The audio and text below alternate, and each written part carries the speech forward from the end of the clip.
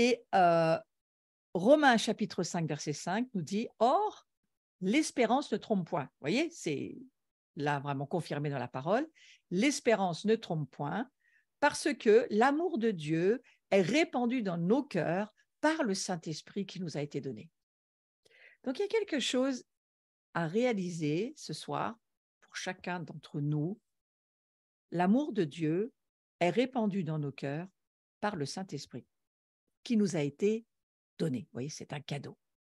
Le Saint-Esprit, c'est un cadeau. La grâce est un cadeau. Le baptême du Saint-Esprit, c'est un cadeau. Dieu nous offre son Esprit Saint, qui est une personne et qui vit en nous. C'est un grand mystère, qui vit dans notre esprit. Et c'est cette présence du Saint-Esprit, on va dire cette Pentecôte qu'on vit en continu aujourd'hui, est là parce que continuellement, le Saint-Esprit nous répand en nous l'amour pour Dieu, l'amour pour les autres, l'amour pour ce monde. Vous voyez, c'est un petit peu comme quelque chose qui a un flux continu, un petit peu comme si vous pouviez l'imaginer sortir du trône de Dieu dont il est question dans l'Apocalypse, c'est ce fleuve qui n'a pas de début, n'a pas de fin. Ce fleuve, c'est Jésus-Christ, c'est la vie divine, la gloire de Dieu qui coule des cieux jusque dans nos cœurs et qui tourne comme une roue, qui ne s'arrête jamais. Et l'espérance, c'est l'amour de Dieu qui est répandu dans nos cœurs. Et il n'y a pas de fin pour cela. Il n'y a pas de hauteur, de largeur. Il n'y a pas de limite. Il n'y a pas de profondeur atteignable. J'aimerais que ce soir, vous puissiez vous noyer dans cet amour de Dieu, vous laisser être noyé par cet amour de Dieu, que cette gloire puisse vous submerger, que vous puissiez vous laisser être baptisé dans cet amour. C'est un petit peu l'idée. Vous voyez, j'étais en train de penser à ce qui se passait avec ce fameux barrage-là qui a été miné certainement par la Russie, on en est presque sûr, mais ce n'est pas tant ça qui m'intéresse que le fait de voir que lorsque un barrage est détruit, vous voyez, c'est un petit peu comme dans nos cœurs, lorsque les obstacles qu'on avait mis sont enlevés et qu'on considérait que toute l'eau en amont, tout cet amour de Dieu qui se déverse dans nos cœurs et qui ne peut plus s'arrêter de se déverser et qui ne s'arrêtera plus jamais de se déverser et qu'on n'a pas de mesure de cet amour. C'est quand même extrêmement fort de se dire, est-ce que je peux saisir cet amour de Dieu pour moi et pour la famille que nous sommes, qui que nous soyons, si nous aimons Jésus, nous faisons partie de la famille du Christ. Waouh! Que ce soir, le Saint-Esprit puisse venir vraiment nous pénétrer jusqu'à ce que nous saisissions que c'est cela la gloire de Dieu. C'est un amour qui ne s'arrêtera jamais et pour lequel d'ailleurs Israël est un signe pour nous. Hein. Regardez toute l'histoire d'Israël. Quoi qu'ait fait Israël et où qu'Israël en soit, Dieu lâchera jamais Israël, sinon la lune et le soleil s'arrêteraient de faire leurs affaires. C'est quand même dans l'Écriture, là aussi. Mais non, ça ne s'arrêtera pas. J'ai aucune foi que ça s'arrête pour le moment, sauf si Dieu le décidait, mais il ne va pas le faire aujourd'hui. Et c'est cet amour-là il essaye de nous dire, le Seigneur, vous avez besoin de vous laisser être pénétré pour recevoir la révélation de mon amour pour vous, parce que c'est cela qui va vous permettre de traverser les temps qui sont devant vous et qui vont être des temps difficiles. Mais vraiment, je crois que c'est ce que le Seigneur nous dit, il voudrait qu'on le laisse nous révéler, lui révéler, enfin nous révéler l'amour qu'il a pour nous. Et c'est cette espérance qui nous fait rentrer dans la plénitude de son amour. C'est ce que nous espérons, au fond, nous espérons, c'est-à-dire que, eh bien, il y a quelque chose en nous, par le Saint-Esprit, qui a créé cette espérance de dire, tu peux en découvrir encore beaucoup plus, tu peux en comprendre par la foi encore beaucoup plus que ce que tu en as compris. Mais pour cela, il faut, je crois, nous laisser être pénétrés par la parole de Dieu. Exactement comme le mot connaître exprime l'idée de Adam connu Ève et ils se sont connus et ils ont produit dans le fait qu'ils se sont rencontrés dans leur union, ils ont produit quelque chose de leur union. Eh bien, la parole de Dieu, elle pénètre notre esprit. Vous savez que Dieu nous dit que si nous adorons d'autres dieux, nous sommes adultères. Donc, ce n'est pas moi qui l'invente, c'est quand même la parole de Dieu qui le dit, que l'union que nous avons avec sa parole, la parole, elle est vivante et elle crée en nous une union qui nous transforme, mais aussi qui nous révèle et qui nous forge, qui forge en nous, le Verbe s'incarne. Et ce Verbe qui est en nous a vraiment besoin de prendre de la croissance, du poids, ce qu'on appelle le poids de la gloire de Dieu. Donc, c'est l'espérance qui nous fait rentrer dans la plénitude de son amour. Cette espérance, elle est au cœur de la parole prophétique. Et donc, je redisais tout à l'heure que 1 Corinthiens 13, l'importance de la foi, de l'espérance et de l'amour, vous voyez, la foi, sans quoi on ne comprend rien, on ne voit rien et on ne peut pas pénétrer et même voir ce que la parole de Dieu nous dit. On a besoin de la foi.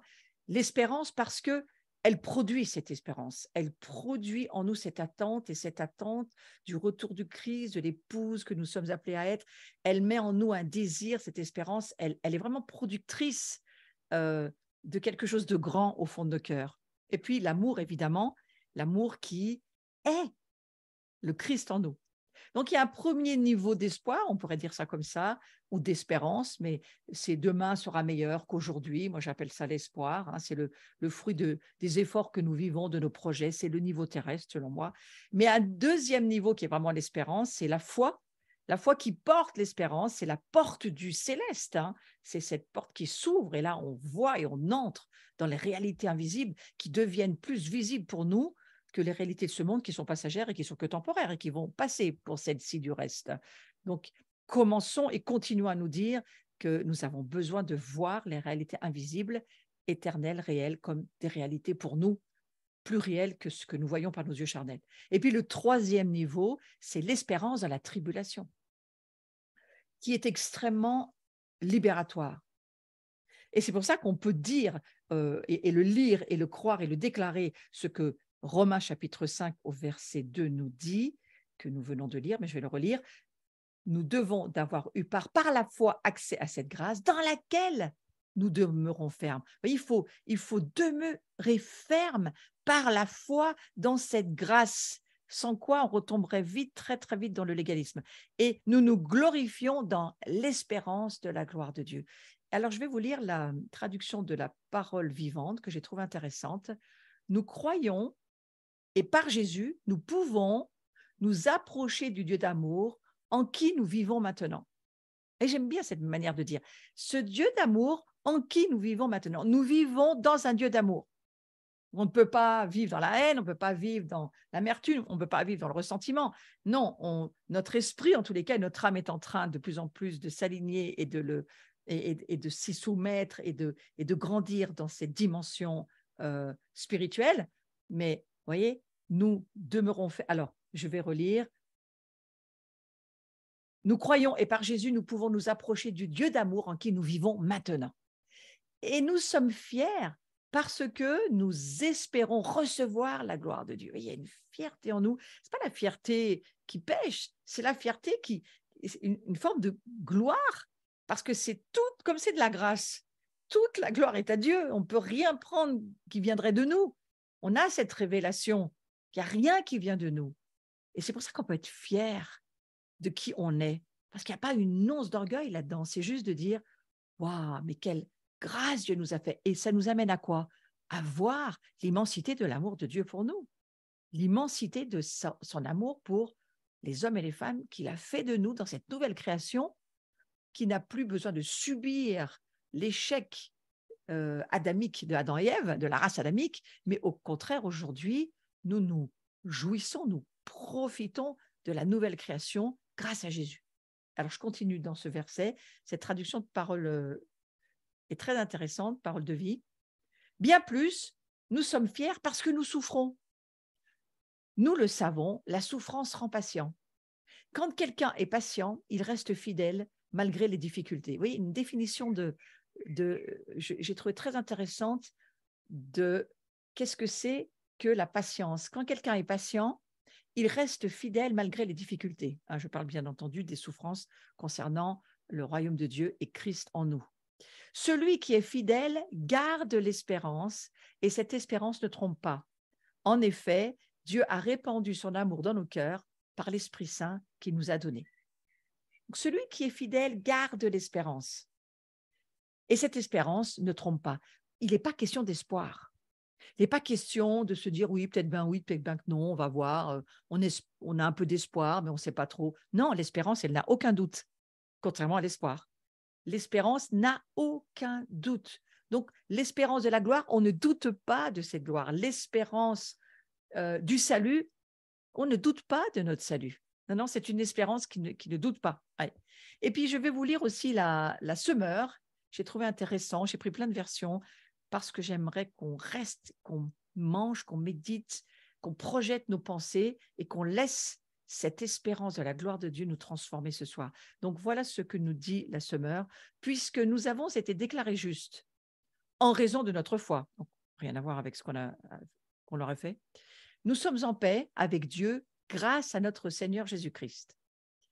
Par lui, nous avons eu accès au moyen de la foi à ce don gratuit de Dieu qui nous est désormais acquis.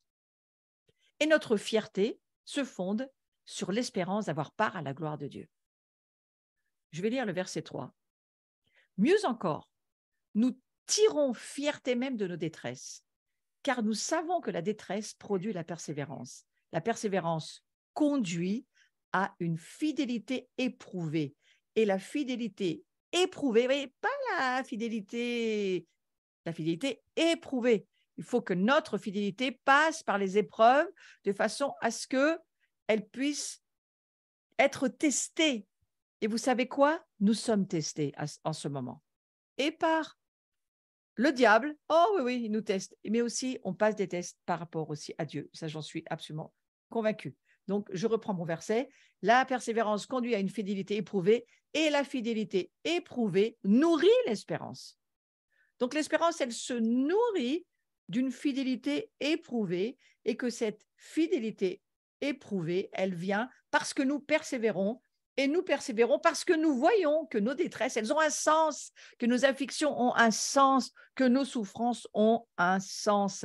Et c'est à partir de là que nous grandissons dans le caractère et Dieu nous laisse être éprouvés pour que nous puissions devenir comme Christ. Regardez comment il a traversé toutes ces épreuves, Jésus. Or, verset 5 de cette version de la Semeur, or, notre espérance ne risque pas de tourner à notre confusion, car Dieu a versé son amour dans notre cœur par l'Esprit Saint qu'il nous a donné. Il n'y a pas de confusion possible, il n'y a pas de doute possible. Mais ici, nous lisons ce verset grâce à la révélation que nous permet d'avoir le Saint-Esprit qui nous ouvre une compréhension par la foi que nous avons dans ce que la parole de Dieu nous dit, et ça n'a rien à voir avec une compréhension charnelle et humaine. Nous allons lire la version seconde. Ça sera la dernière version sur ce passage de Romains chapitre 5, verset 2. À qui nous devons d'avoir eu part la foi, accès à cette grâce dans laquelle nous demeurons fermes. Nous nous glorifions dans l'espérance de la gloire de Dieu. Oui, c'est toujours ce « nous nous glorifions dans l'espérance de la gloire de Dieu ». C'est extrêmement important pour les temps que nous traversons.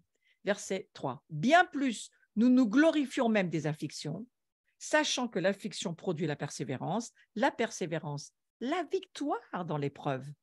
Et cette victoire, c'est l'espérance de la gloire de Dieu.